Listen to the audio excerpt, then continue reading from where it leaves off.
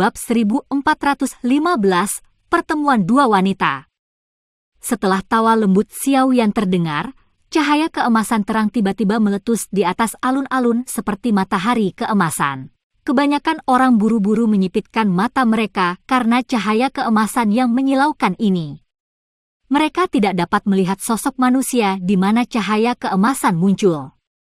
Cahaya keemasan sudah memenuhi mata seseorang. Meskipun mereka tidak dapat melihat apa-apa, orang-orang yang hadir di alun-alun itu bukanlah orang biasa. Mereka masih bisa merasakan sosok ilusi Heaven Phoenix yang sangat besar di langit dengan energinya yang sangat agung. Mereka kemudian merasakannya bertabrakan dengan kejam dengan tempat Xiao Yan berdiri. Bang! Seluruh alun-alun dengan keras bergetar saat tabrakan terjadi. Energi yang kuat berdesir di sepanjang tanah dan membentuk bentuk melingkar yang tiba-tiba menyebar. Beberapa ahli yang lebih dekat terpaksa mundur beberapa langkah. Energi liar dan kekerasan menyebar saat semua orang dengan paksa membuka mata mereka. Debu memenuhi pandangan mereka, dan mereka tidak dapat melihat situasi yang sebenarnya. Bocah sombong. Beberapa ahli menggelengkan kepala ketika mereka melihat debu ini. Orang ini berani bertindak arogan dalam menghadapi serangan kekuatan penuh oleh Douzon Puncak. Dia benar-benar mencari kematian. HMPH. Feng Qing'er melihat ke tempat debu memenuhi udara. Tubuhnya yang tegang sedikit rileks saat dengusan keluar dari lubang hidungnya. Sejak dia bertemu Xiao Yan, ini adalah pertama kalinya dia membuatnya merasakan perasaan seperti itu. Bang! Namun, dengusan Feng Qing'er baru saja terdengar ketika tanah di mana debu tetap tiba-tiba bergetar. Cahaya keemasan tiba-tiba keluar dengan kecepatan yang sangat menakutkan. Cahaya keemasan ini sangat besar, tetapi sesaat kemudian, itu berubah menjadi sosok kurus. Akhirnya, sosok ini muncul di depan Feng Qing'er dengan cara seperti hantu di depan banyak mata yang terpana.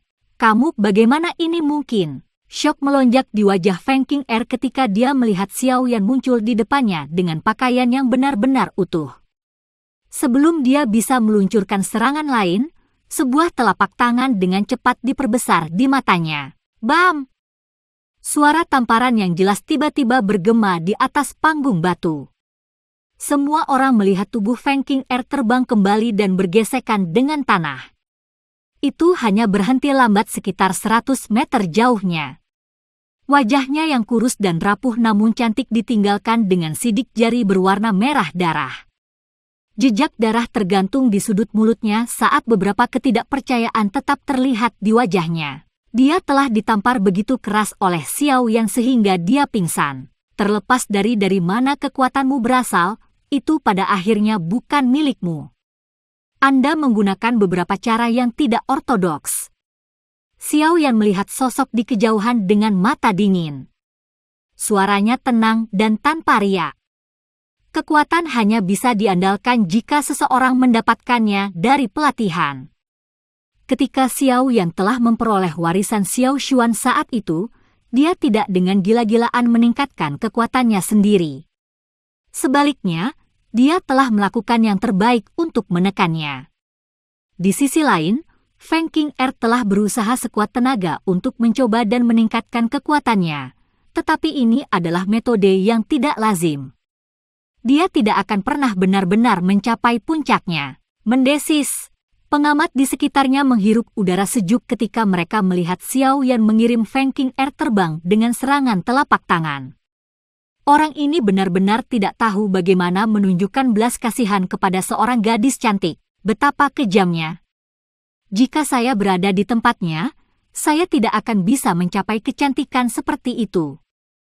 CKTSK, aku lebih suka diam-diam memukulinya ketika hanya ada kita berdua. Xiao Yan secara acak mengayunkan tangannya saat dia mendengar tawa aneh ini. Wajahnya tanpa ekspresi. Serangan Feng Qing'er sebelumnya dimaksudkan untuk mengambil nyawanya. Xiao Yan tidak akan memperlakukan orang seperti itu sebagai wanita lagi. Sebaliknya, dia adalah musuh. Xiao Yan tidak pernah menunjukkan belas kasihan saat menghadapi musuh, tidak peduli betapa cantiknya dia. Bajingan! kelompok dari suku Heaven Demon Phoenix, bersama dengan pria dengan pupil berwarna, tercengang ketika mereka melihat apa yang terjadi. Anggota suku segera menjadi marah ketika mereka pulih. Mereka berdiri dan bersiap untuk menyerang. Berhenti, King R lebih lemah darinya, bawa dia kembali. Pria dengan pupil berwarna tiba-tiba membuka mulutnya ketika orang-orang ini hendak menyerang.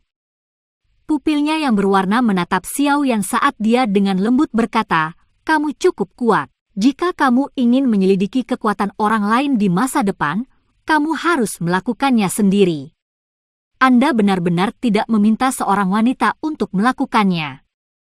Xiao Yan melirik pria dengan pupil berwarna ini saat dia menegurnya. "Haha, saya telah belajar pelajaran saya.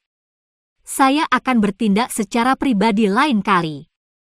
Pria dengan pupil berwarna itu tampak tersenyum tanpa peduli, tapi matanya yang berwarna berkedip-kedip dengan kilatan berbahaya. "Aku akan menunggumu, kapan saja." Seringai juga muncul di wajah Xiao Yan. Setelah itu, dia mengabaikan orang itu dan berbalik. Dia memimpin kelompok Cailin ke tempat klan Gu berada. Senyuman di wajah pria dengan pupil berwarna perlahan menghilang saat Xiao Yan berbalik. Leontin batu giok di tangannya diam-diam berubah menjadi debu sebelum berhamburan dari telapak tangannya. "Hehe, kamu benar-benar kejam. Ini pertama kalinya aku melihatmu memukuli seorang wanita." Gu Hua yang berjubah perak memberi Xiao Yan acungan jempol dan tertawa ketika dia melihatnya memimpin sebuah kelompok. Xiao Yan tidak berdaya saat mendengar kata-kata Gu Hua. Dia menangkupkan tangannya ke Gu Qingyang dan yang lainnya. Setelah itu, matanya menatap Sun Er di tengah. "Xiao Yan gege, kamu sangat terlambat kali ini." Sun Er tertawa pelan setelah melihat Xiao Yan menoleh. Matanya yang cantik tiba-tiba menyapu ke belakang Xiao Yan saat dia berbicara. "Ini pasti kakak perempuan Cailin, kan? Aku sudah sering mendengar Xiao Yan gege menyebutmu." Cailin sedikit terkejut ketika dia mendengar kata-kata Sun Er. Dia telah mendengar Xiao Ding menyebut Sun Er di Kekaisaran Jia Ma. Orang ini adalah kekasih masa kecil Xiao Yan. Jika insiden itu tidak terjadi, orang yang akan menjadi istri Xiao Yan pasti adalah dia. Selain itu, Cailin juga mengerti bahwa Sun Er menempati sebagian besar hati Xiao Yan. Dari sudut pandang tertentu, Cailin sedikit seperti pihak ketiga dalam hubungan ini. Posisi memalukan semacam ini menyebabkan Cailin merasa sedikit tidak nyaman, tetapi dia masih mengangguk dengan lembut sebagai bentuk kesopanan. Xiao Yan merasa sedikit malu di hatinya ketika dia mendengar kedua wanita itu berbicara, tetapi dia tidak dapat mengatakan apa-apa. Dia memimpin kelompoknya dan duduk. Kelompok yang mengikuti di belakang Xiao Yan kebanyakan adalah wanita. Selain beberapa sesepuh dari sekte bunga, mereka semua memiliki penampilan yang indah. Oleh karena itu, hanya pada saat ini Gu Qingyang dan yang lainnya menemukan bahwa suasananya menjadi sedikit aneh. Setelah mendengar kata-kata Sun Er sebelumnya, banyak mata tertuju pada Cailin. Mereka menyadari banyak informasi yang berkaitan dengan Xiao Yan. Oleh karena itu, mereka mengerti siapa Cailin setelah beberapa pemikiran. Ekspresi mereka dengan cepat menjadi sedikit aneh. Xiao Yan ini, apakah dia benar-benar berencana untuk menikmati kedua wanita itu? Terlepas dari hubungan mereka dengan Xiao Yan, mereka tanpa sadar merasakan noda di hati mereka ketika memikirkan hal ini. Posisi apa yang dimiliki Sun Er di klan Gu? Dia adalah dewi di hati anggota klan yang tak terhitung jumlahnya. Lupakan Xiao Yan yang berhasil mendapatkan hati Sun Er. Fakta bahwa dia berencana menikmati dua wanita cantik agak terlalu bagus, kan? Meskipun pikiran-pikiran ini berputar di sekitar hati mereka, tidak satupun dari mereka yang cukup bodoh untuk menyuarakan pikiran-pikiran ini. Karena Sun Er tidak membuat gangguan, mereka tidak dapat berkata banyak meskipun merasa ada simpul di hati mereka. Sun Er tampak cukup tenang sementara semua orang merasa malu. Dia lembut dan sopan saat dia menyapa semua orang di belakang Xiao Yan. Namun, Dia berhenti sedikit ketika matanya bertemu dengan mata Nalan Yanran. Terakhir kali mereka berdua bertemu adalah ketika Nalan Yanran datang ke klan Xiao untuk mengakhiri pertunangan. Saat itu, Nalan Yanran angkuh dan sombong. Setelah bertahun-tahun pemolesan ini, dia bukan lagi orang yang sombong dan sombong seperti dulu. Wajah Nalan Yanran tidak mengungkapkan apapun di depan mata pemindaian Sun Er. Namun, hatinya menjadi rumit saat dia mengingat sesuatu. Ketika dia akan pergi setelah berhasil menyelesaikan masalah mengakhiri pertunangan, Sun Er, yang duduk di samping jendela, telah mengucapkan beberapa kata padanya. "Nona Nalan, semoga Anda tidak menyesali apa yang telah Anda lakukan hari ini." Kata-kata ini, yang mengandung ketidakpedulian yang dingin, diucapkan dengan suara yang agak lembut dan halus lebih dari 1 dekade yang lalu, namun Nalan Yanran mengingatnya dengan jelas. Selain itu, hal yang membuatnya merasa sedikit sedih adalah bahwa kata-kata ini menjadi kenyataan 10 tahun yang lalu. Dia memang menyesali tindakannya, tetapi penyesalan ini tidak berguna. "Xiao Yan Gege, kamu datang ke daerah Wasteland kuno karena pohon kuno Bodhisattva, kan?" Mata cerah Sun Er beralih ke Xiao Yan setelah menyapa semua orang. Dia mengajukan pertanyaan padanya. "Iya." Xiao Yan buru-buru mengangguk saat melihat Sun Er tidak melakukan apa-apa. Dia merasakan permintaan maaf terbentuk di hatinya. Rasa bersalah di hatinya menjadi semakin padat, semakin Sun Er bertindak seolah-olah dia tidak peduli. Dia mengerti bahwa Sun Er tidak mau membiarkan masalah ini menyebabkan keributan dan membuatnya sakit kepala. "Kita akan dapat memasuki bagian terdalam dari wilayah Wasteland kuno jika kita berjalan lebih jauh ke utara. Pohon kuno Bodhisattva ada di arah itu." Jari lembut Sun Er menunjuk ke utara panggung wilayah kuno saat dia berkata dengan lembut. Namun, sangat sulit untuk mencapai pohon purba Bodhisattva karena ada pasukan binatang buas yang menjaganya 50 km dari sini. Mereka telah mengepung wilayah yang dalam. Kita harus menyerbu melalui lautan binatang buas secara berurutan memasuki. Semua orang di sini telah mencobanya selama beberapa hari terakhir ini. Namun, semua orang diblokir dan dipaksa untuk mundur. Tentara binatang buas tidak hanya penuh dengan jumlah yang menakutkan, ada juga beberapa yang kuat di antara mereka yang sangat sulit untuk dihadapi. Sun Er mengangkat wajahnya. Sinar matahari tersebar turun dari langit. Hidungnya yang terbalik menyebabkan wajahnya mengungkapkan garis yang sangat indah. Kilau lembut seperti batu giok merembes keluar dari kulitnya, tampak seperti teratai murni. Kecantikan seperti itu benar-benar berbeda dari kecantikan menyihir Cailin. Tidak heran ada aroma darah yang kaya di tubuh semua orang. Mereka benar-benar menyerbu ke dalam pasukan binatang buas. Xiao Yan bergumam dengan pemahaman yang tiba-tiba.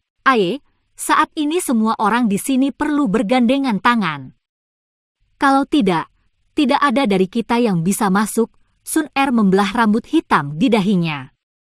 Wajahnya beralih ke tempat yang jaraknya cukup dekat. Ada jejak kesungguhan tambahan di matanya yang cantik saat dia berkata, "Aliansi sementara disarankan oleh orang itu. Xiao Yan Gege, kau harus berhati-hati dengannya karena dia berasal dari aula jiwa. Selain itu, dia adalah 1-2 orang dari generasi muda klan Hun saat ini yang kemungkinan akan menjadi kepala klan Hun berikutnya." Hati Xiao Yan bergetar ketika dia mendengar kata-kata ini. Matanya mengikuti tatapan Sun Er saat dia melihat ke atas. Bab 1416, Hun Yu, Pasang Binatang Buas. Seorang pria berpakaian hitam mengenakan senyum di wajahnya dan mengobrol dengan seorang ahli dari faksi yang tidak dikenal ketika tatapan Xiao Yan mendarat padanya. Pria itu memiliki rambut hitam panjang yang jatuh secara acak di belakangnya. Tampaknya cukup bebas dan sulit diatur. Wajahnya sepucat batu giok, memberikan perasaan lembut. Kesan pertama yang diberikan orang seperti itu kepada orang lain sangat bagus. Namun, ketika kesan pertama seperti itu datang dari seseorang dari aula jiwa, Xiao Yan merasakan bahaya berasal dari dalam hatinya. Pria berpakaian hitam ini tidak mengatakan apa-apa ketika suku Heaven Demon Phoenix menemukan masalah dengan Xiao yang sebelumnya juga tidak menambahkan penghinaan pada cedera. Oleh karena itu, Xiao yang tidak memperhatikannya.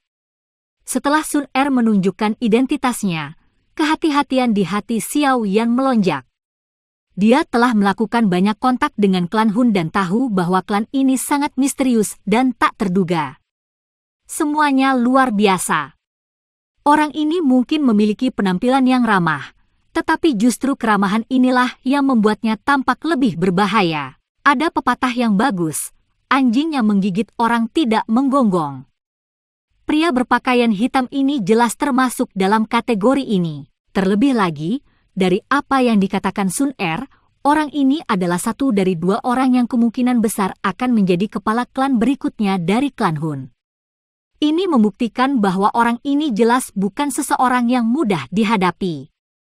Bahkan seseorang sekuat Hun Ya dari generasi muda klan Hun tidak mendapatkan evaluasi seperti itu. Sementara Xiao Yan mengamati pria berpakaian hitam itu, pria itu sepertinya merasakan sesuatu. Dia menoleh dan menatap wajah Xiao Yan, hanya untuk mengungkapkan sedikit senyum. Mata Xiao Yan tanpa sadar menyipit ketika dia melihat senyum pihak lain, yang sepertinya mewakili niat ramah. Setelah itu, dia menoleh dan mengangguk pada Sun Er. Dia dengan lembut berkata, orang yang sangat berbahaya. Orang ini bernama Hun Yu. Namanya sedikit feminin, tapi dia pasti laki-laki. Menurut informasi yang kami terima, persaingan dalam klan kuno seperti klan Hun sangat kejam. Nasib orang yang gagal biasanya sengsara. Dikabarkan bahwa Hun Yu ini tidak pernah gagal sejak dia lahir.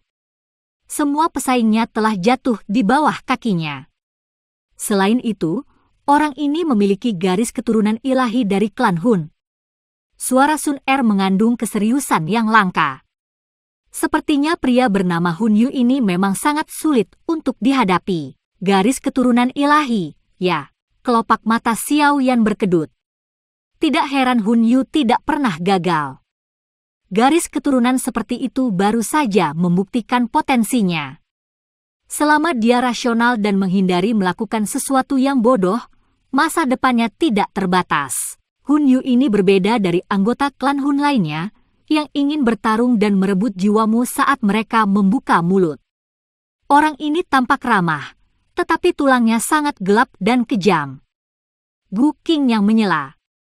Nada suaranya dipenuhi dengan ketakutan. Xiao Yan perlahan mengangguk. Hatinya menganggap Hun Yu ini sebagai orang yang berbahaya. Jika dia memiliki kesempatan, Xiao Yan akan membunuh orang ini pada kesempatan pertama. Sikap mereka berbeda. Mereka ditakdirkan untuk menjadi musuh. Karena ini masalahnya, perlu untuk mempersiapkan niat membunuh di dalam hatinya.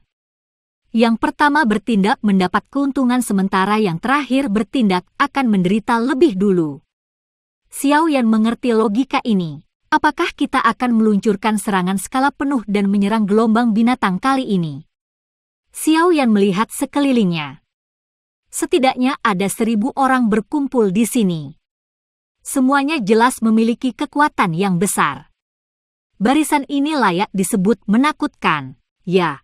Setelah orang-orang di sini diatur dengan benar, kami akan sekali lagi menyerang gelombang binatang buas. Jika tidak ada faksi yang akan berhasil masuk sendirian. Angka-angka yang membentuk gelombang binatang terlalu menakutkan. Sun Er mengangguk dan menjawab. Saat itu, pihak kita harus berkumpul bersama. Akan lebih aman jika kita memiliki lebih banyak orang. Xiao Yan dengan lembut mengangguk saat mendengar jawabannya.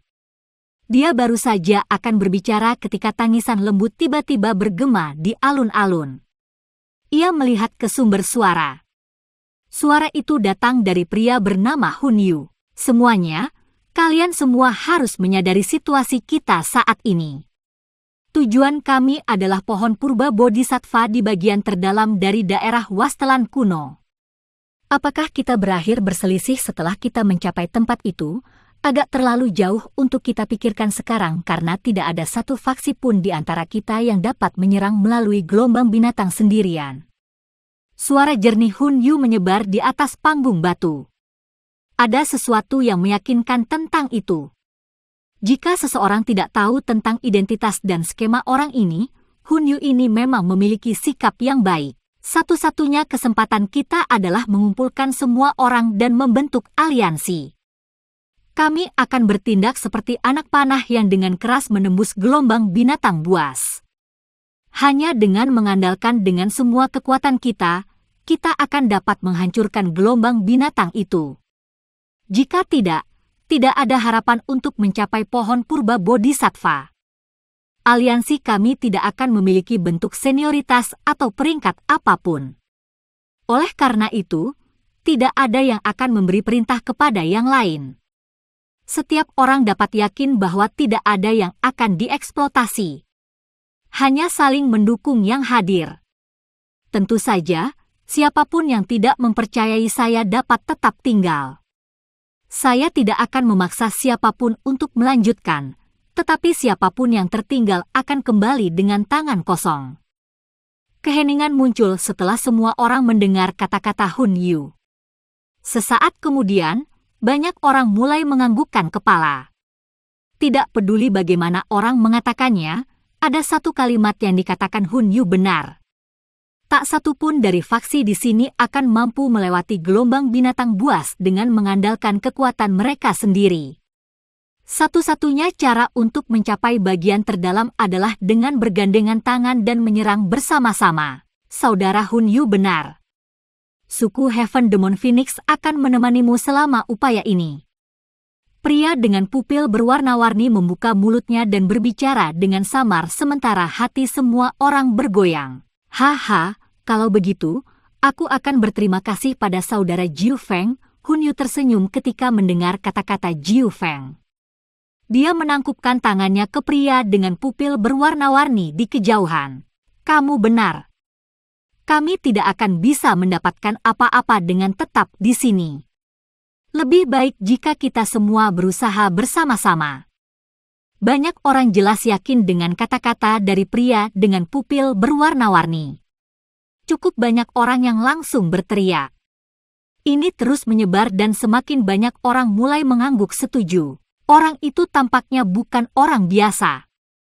Mata Xiao Yan menyapu pria dengan pupil berwarna-warni tanpa meninggalkan jejak. Dia membuat komentar. Haha, orang itu bernama Jiu Feng. Reputasinya di dunia Magical Beast cukup besar, dan telah diputuskan bahwa dia akan menjadi kepala suku berikutnya dari suku Heaven Demon Phoenix.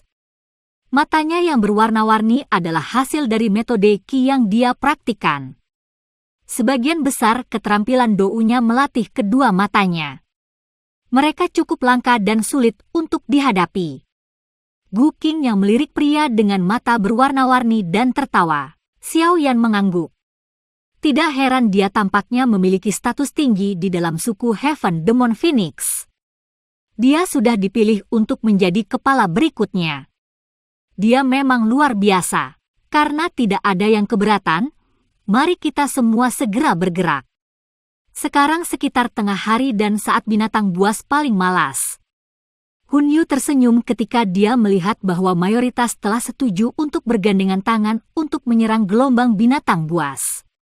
Mulut di wajahnya yang seperti batu giok putih terangkat menjadi busur. Mari kita juga bersiap untuk pergi, kata Sun Er dengan lembut.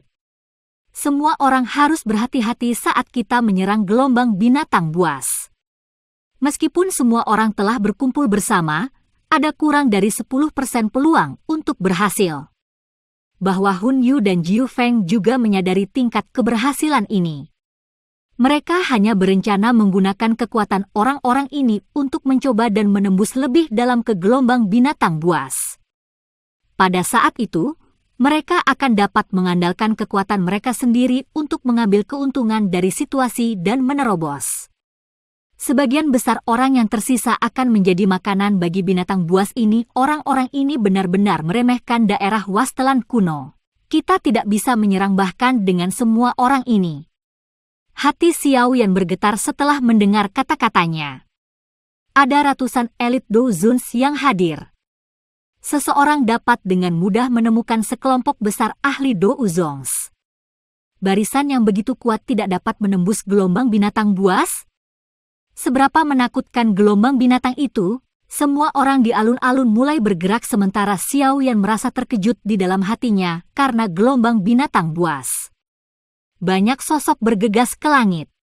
Setelah itu, mereka tetap melayang di udara seperti awan gelap yang erat. Ayo pergi. Xiao Yan tidak menunda lagi ketika dia melihat kelompok utama mulai bergerak. Dia mengangguk pada semua orang sebelum perlahan naik ke udara. Orang-orang yang tersisa dengan cepat mengikuti, membentuk lingkaran yang cukup besar saat mereka berkumpul. Semuanya, ayo bergerak! Hun Yu melirik kelompok Xiao Yan dari langit tanpa menarik perhatian. Setelah itu, dia melihat sosok manusia yang jarang di alun-alun di bawah. Dia berhenti memperhatikan mereka dan tertawa terbahak-bahak. Setelah itu, sosoknya memimpin saat dia menyerbu ke langit utara. Massa hitam besar dengan cepat mengikuti, disertai dengan suara gemuruh angin yang terbelah. Kelompok Xiao yang juga bercampur dalam kontingen besar ini.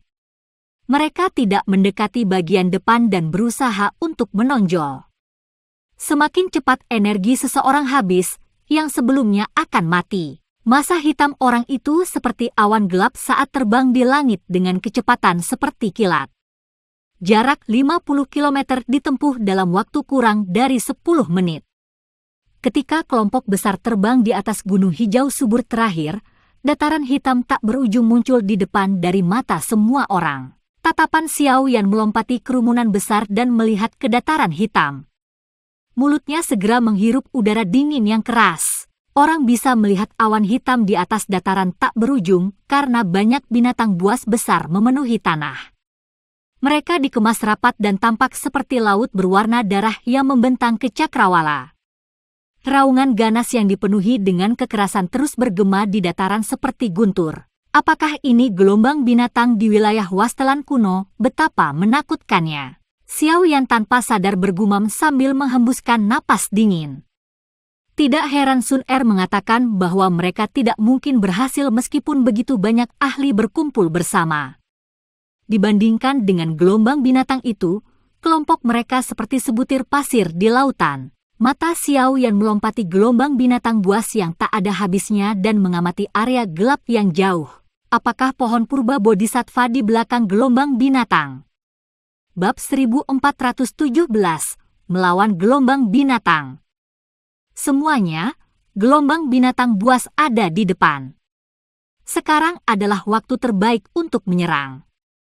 Karena saya menyarankan agar kami membentuk aliansi ini, tempat depan yang paling berbahaya akan diisi sementara oleh orang-orang saya, tetapi begitu kami kelelahan, kami akan mundur dan giliran orang lain.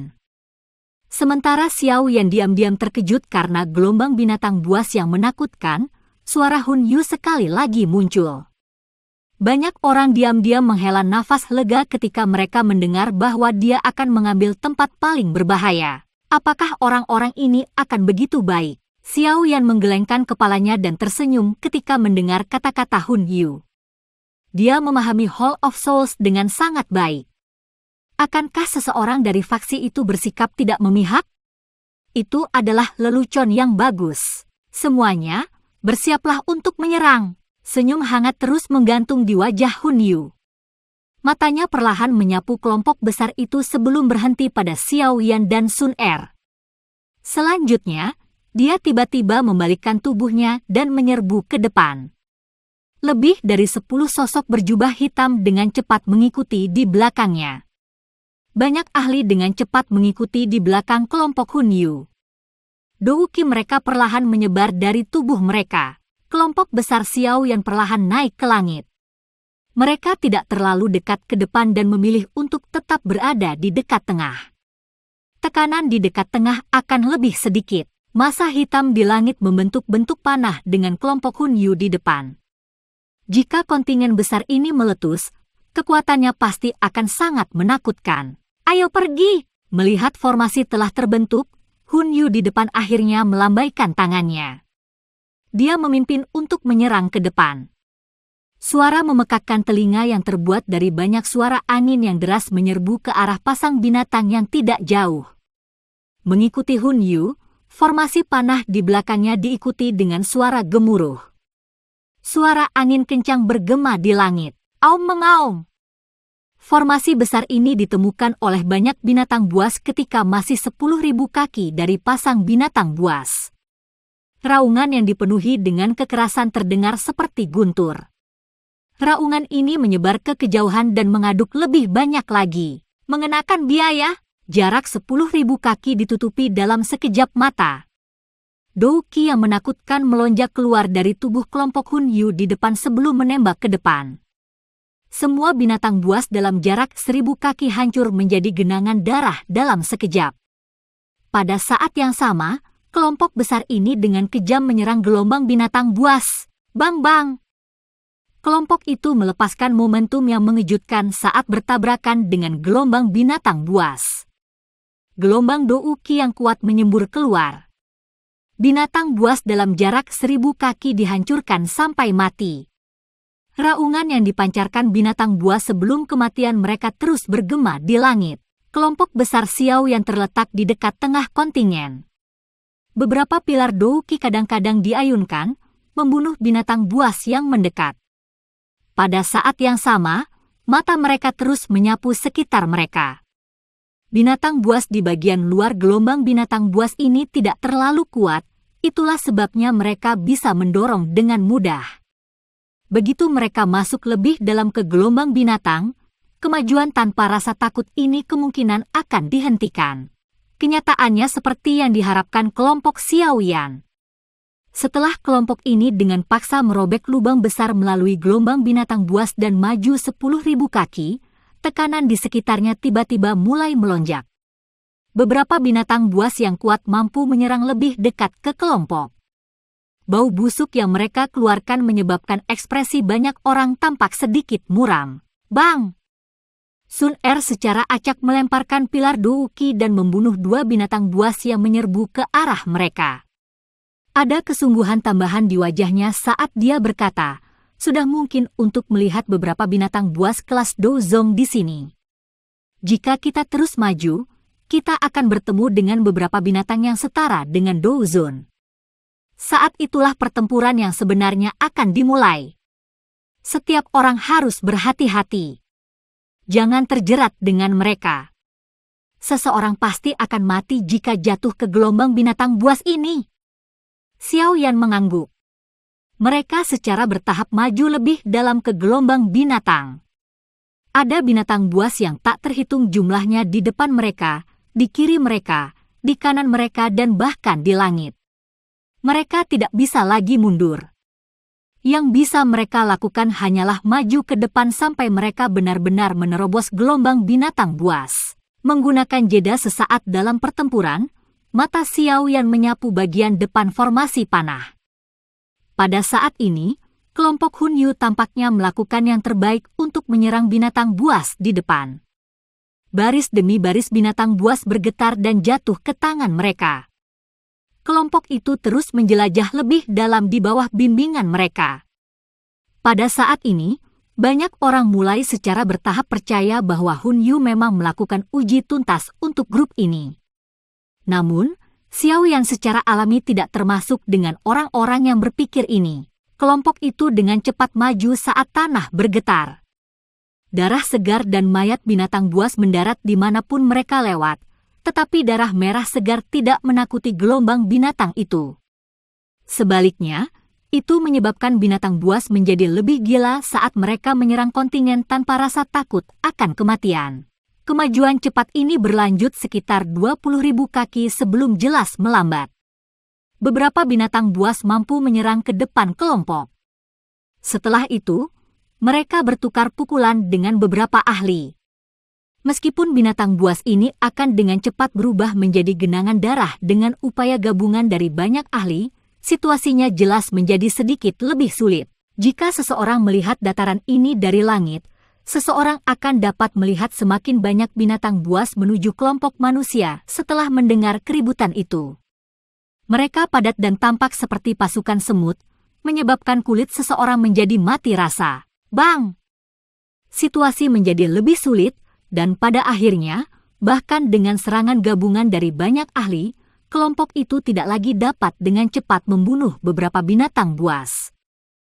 Pertempuran fisik yang mengerikan akhirnya dimulai, sementara kelompok Hunyu bertempur dalam pertempuran sengit dengan gelombang binatang buas di depan. Semua orang dapat dengan jelas merasakan kecepatan mereka sangat lambat. Dengan pengurangan kecepatan ini, binatang buas dari kiri, kanan dan tengah dengan cepat mengejar. Setelah itu, pertempuran yang menyedihkan tiba-tiba meletus. Mengaum, ledakan, banyak binatang buas yang berbeda dengan mata merah dengan liar menyerbu ke dalam kelompok. Meskipun sebagian besar binatang buas dibunuh oleh upaya gabungan dari beberapa ahli, beberapa binatang buas yang sangat kuat masih berhasil mendekati kelompok itu. Oleh karena itu, kelompok tersebut mulai mengalami beberapa luka dan kematian. Jeritan sengsara tajam terus menyebar dari mana-mana. Bergerak cepat, wajah kebanyakan orang menjadi pucat ketika menghadapi tekanan yang begitu besar. Mereka buru-buru mendesak seluruh kelompok untuk maju. Pada saat ini, mata Xiao yang sekali lagi menyapu ke depan, tetapi dia menemukan bahwa Hunyu dan para ahli dari aula jiwa telah sepenuhnya menghilang. Kelompok di depan terdiri dari para ahli yang didorong oleh orang-orang dari belakang. Mereka tidak dapat mundur dan hanya bisa menyerang ke depan. Saat para ahli di depan ini menghadapi berbagai binatang buas, mereka melakukan yang terbaik untuk melepaskan serangan mereka. Namun, mereka menjadi lebih lelah oleh setiap binatang yang mereka bunuh. Ketika mereka ingin mundur, mereka tiba-tiba menemukan bahwa banyak mata orang menjadi merah setelah dikelilingi oleh gelombang binatang buas. Orang-orang ini mendorong maju dengan sekuat tenaga, dan para ahli di depan menemukan bahwa mereka tidak dapat mundur. Mereka tidak memiliki kesempatan untuk mundur dan Douki mereka kelelahan.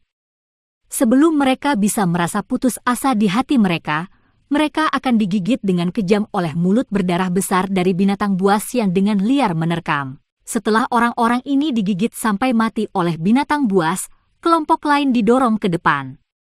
Mereka dengan paksa bertahan sebelum siklus ini berulang. Tidak ada lagi kebutuhan bagi siapapun untuk mendesak kelompok ini saat ini. Semua orang maju ke depan untuk bertahan hidup. Oleh karena itu, ada banyak orang yang didorong ke depan, menjadi pengorbanan untuk kemajuan kelompok. Oleh karena itu, ketika kelompok itu maju lebih jauh, jumlah orang juga mulai berkurang. Banyak orang kehilangan akal sehat karena kehilangan ini. Kelompok itu mulai kehilangan kendali. Hanya sekelompok kecil orang yang mampu mempertahankan pikiran rasional mereka dan mencoba yang terbaik untuk mempertahankan kecepatan mereka untuk menghindari membiarkan diri mereka didorong oleh arus manusia ke depan.